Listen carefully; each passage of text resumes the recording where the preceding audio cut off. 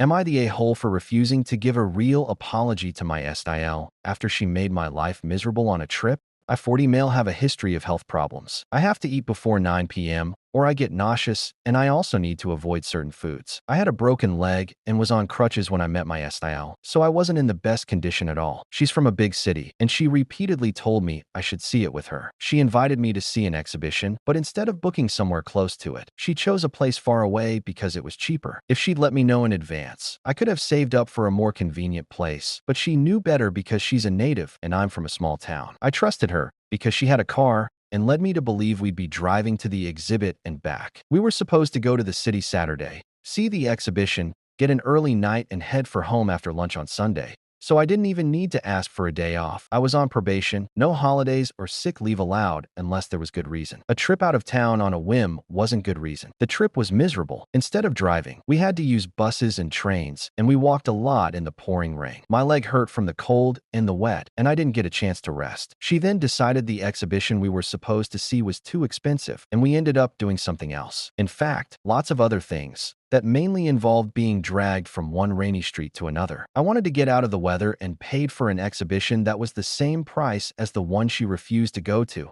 She still claims that she paid the inflated price at my insistence. But there was no seating, and it was a crowded, uncomfortable space. I was upset because we queued ages too, just to get out of the rain. She later claimed to everyone that she only went to the exhibit because I insisted and that it was terrible. We didn't get to eat until after 10 p.m. in some fancy restaurant that she eventually decided on, but by then I couldn't manage more than 2 to 3 bites because I needed to eat on time to avoid getting sick. I couldn't even take pain medication because I hadn't eaten, so I'm sure you can imagine how uncomfortable I was that night. I didn't sleep a wink, and we had to check out early next morning. The next day, I was exhausted and in pain. She dragged me from one place to another, and I honestly don't even remember what we did. I begged to go home around 5 p.m. because I had to work the next day, but she kept insisting that there was more to show me. I can't even remember what I saw. I was so stressed and exhausted. So what was the point in that? We didn't get back to my hometown until 11 p.m., and then she went shopping while I was stuck waiting for her. I couldn't get a taxi. It was too late at night,